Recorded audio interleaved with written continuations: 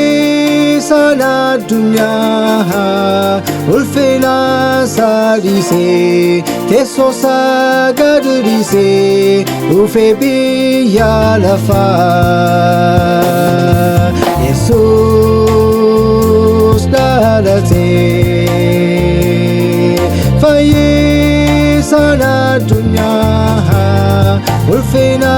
sadhiisee teessoo isaa gad dhiisee dhufee biyya lafaa.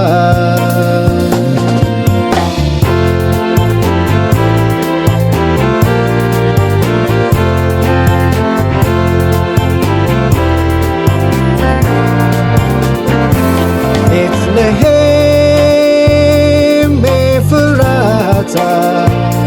gaaf tokkoon yaadatamta Masiinsi keessaa bahee salphinni kee nafaa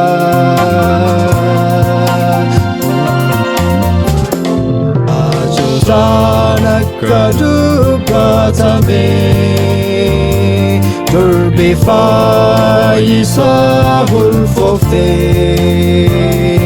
Yesus bakka jijjiibarii karaa Maariyaam dhalatee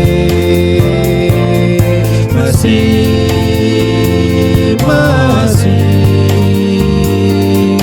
Yesus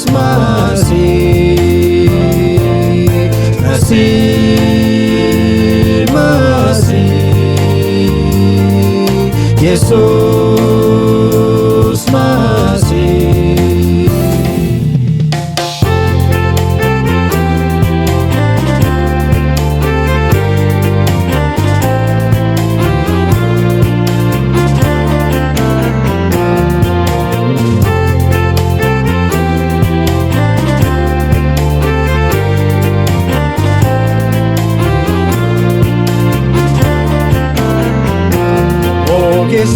Kesoni baabiftu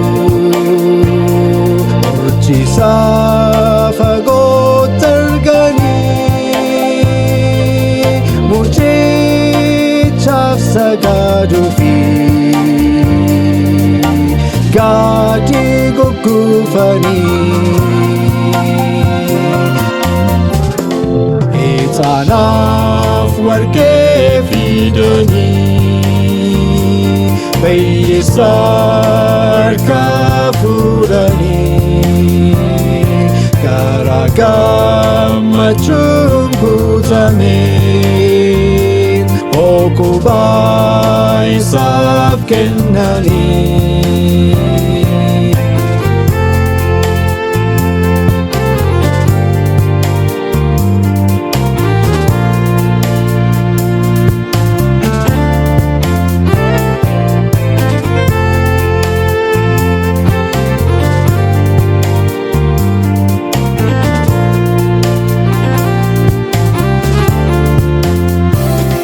Eden keessatti labsamee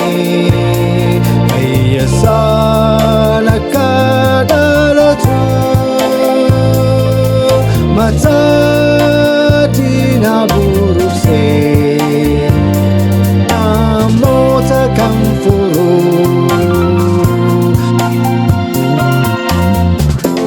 sanyii naatteetiin ni ta'ee Yesus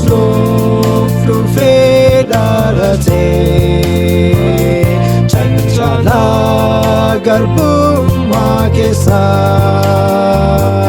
arfamee lubaa nu baasee